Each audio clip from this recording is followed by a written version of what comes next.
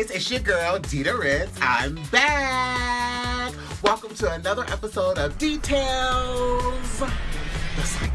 I feel like this is the family reunion. I guess I'm hosting the cookout. Did nobody tell me? So excited to be back. I have so much to talk about. I don't think that I have not heard y'all cries. I've heard the people being like, where is Detailz? DiDa, we want your opinion. Where are you at? You know, just a quick mental health check, how I'm doing. I'm doing really, really good. I'm just really trying to stay focused on my art form. Like personal goals that I've made for myself recently. The pandemic, of course, I think shook everyone and we were all freaked out. Like no one knew what to do. Really just been taking this time to really like just grow and really grow. Like really, really grow. I don't want to say I'm like depressed, but I'm also like throwing it all into my work and my art form, and I'm happily doing that. I say it every time I perform. I appreciate when people come out to the show because right now it's like we are all risking our life to even step outside the door. I did not bring Detailz back at all to make anyone believe or force anyone to need to do anything. You know what I mean? I brought Detailz back because I was like, you know what? I have things to say. 2022 is my year. Always remember, these are my things. These are not necessarily the top things that are going on in the world, but they're questions about things that I have, and let's just talk about it. Okay, we're gonna talk about it. Let's talk about it. Let's talk about it. Let's talk about it. Let's talk about it. Slice number one. Kim and Kanye. I don't really know what's necessarily going on up in here. Kanye moved across the street. Some people would say that that's a bit of stalkerish moves. I kind of personally say that's just him trying to be a good father. The interesting thing I find crazy about it is that remember when Kim got with Kanye? Everybody thought it was like crazy. No, that's not gonna work. Like Kanye, you're like this big star. Why are you dating this famous reality star? Now it's crazy because everyone loves Kim. And everybody thinks Kanye is crazy. Now, like, the tables seem like they've been so reversed. Miss Thing, like, is, like, becoming a lawyer. She is really, like, cleaning up her act. It's almost like when you look at her, you don't even see the whole movie anymore. The skims are everywhere. I kind of want to get me up in a little skim or something. Like, the things that he said online about her and, like, abortion with Northwest and all that stuff. I'm not sure if I can say that. He embarrassed her a little bit. It was like he embarrassed her, and I don't blame her kind of, like, being like, I'm cool. It is a little weird. Pete Davidson, like that is very opposite of what you like normally go for. Apparently he's got like a big hoo-ha. You know, hey, whatever works for Kim, I say works for Kim. She got like what, 4 kids to take care of, honey. You need a little release, honey. You need a man with a big woo-ha. Honey, woo-ha, woo-ha. And doing shows and putting her name in the songs and the show and stuff like that, talking about Low specifically, Kim. But you just dogged her out on Twitter. So like how you expect her to like take you back? You expect her to take you back after all that? Like, everybody be like, she a fool. Everybody like, girl, you a fool. What? Girl, don't be a fool. You know, cut her some slack. The girl's out here working and doing her thing and taking care of kids, and she's got to do a whack, crazy Kanye. Slice number 2. The Housewives. When I talk about the Housewives, I talk about the Housewives as a whole. As a whole, all the franchises. We ain't about to give one housewife franchise one slice. We ain't doing all of that up in here, okay? So, like, where do I start? The Housewives of Salt Lake City. And there's a whole situation with Jen Shah.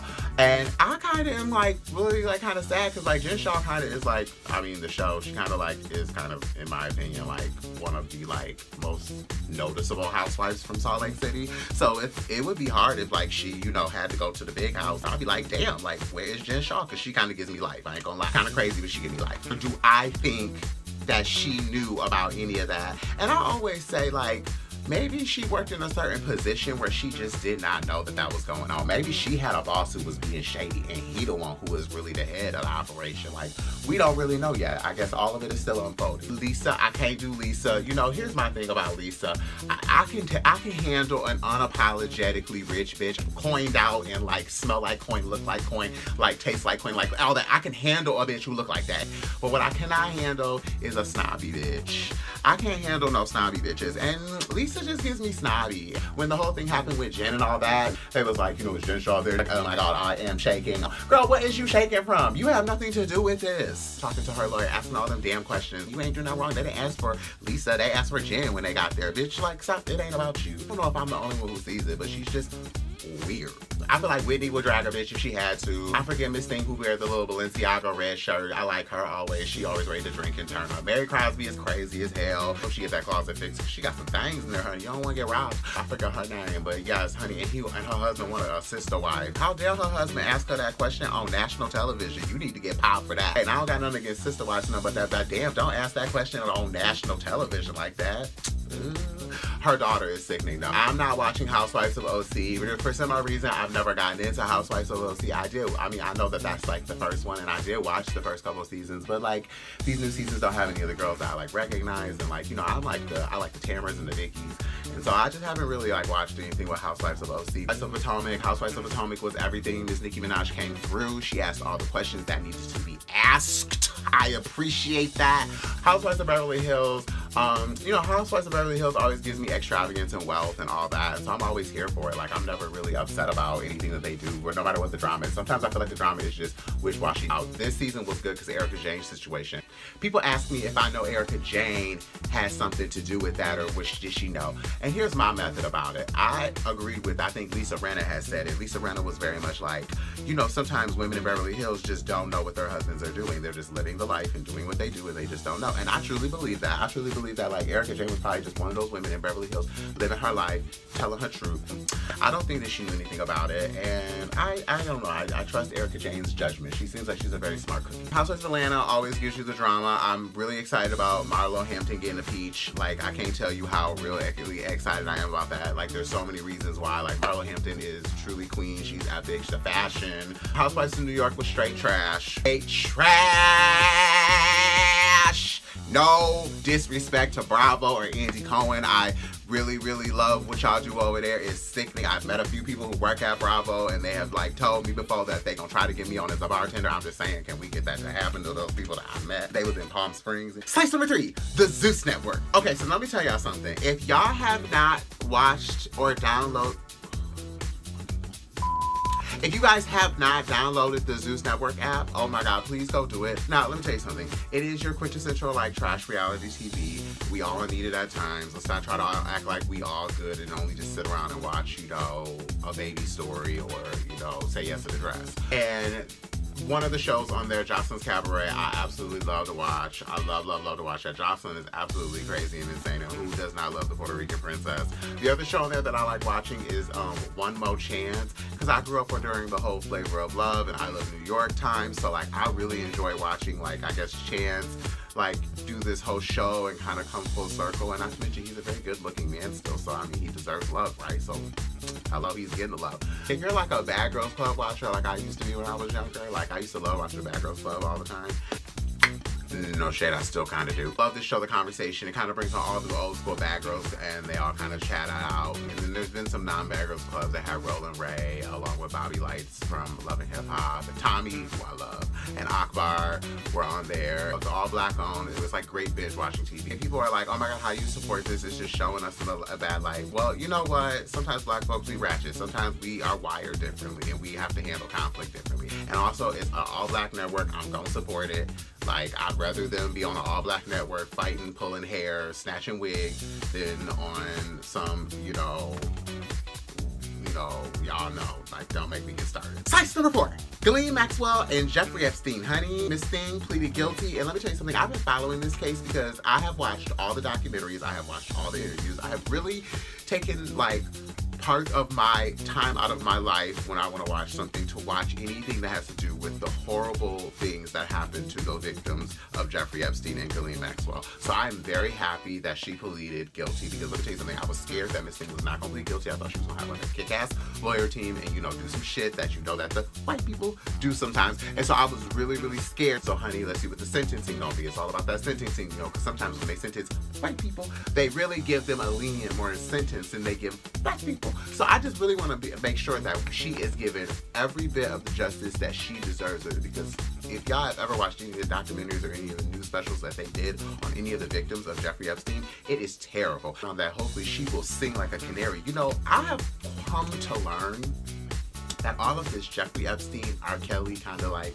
crazy stuff, all kind of mixes in together. It kind of makes sense now how kind of like spooky ooky Hollywood and like really the big leagues can be, because it's like, oh, like that is really going on, and that seems to be like a normal thing that happens often, like whether you want to or not, like how much do you want to make it. And so you go through this if you deal with these slime bald men. And so I thought it was a complete cop-out when I heard that he had passed away in prison, because I truly think that either someone got a hold of him or he knew what was coming his way. And I just was always worried if Glee was going to get any bit of the blame for what happened, because she was there and everyone speaks as she was there. So I'm just so happy she pleaded guilty. I can't wait to see what, like, how many years, honey. Let's put her underneath the jail, baby. And I'm just so happy that they had justice for the victims. Science number 5.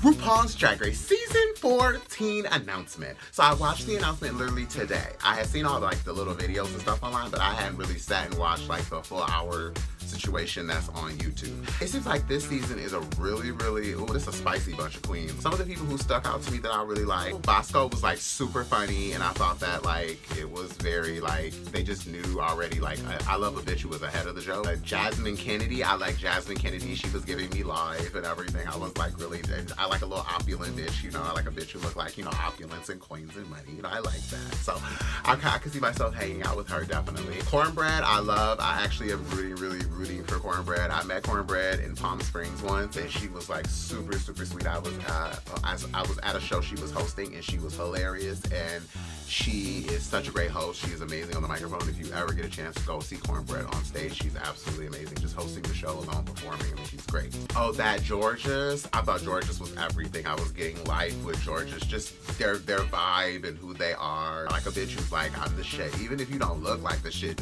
say you the shit, bitch, until you could, like, you know, fake it till you make it, they say, right? The biggest question everybody was asking me was about the Maddie Morphosis queen. What I think about Maddie Morphosis doing drag and being a cis heterosexual male doing drag.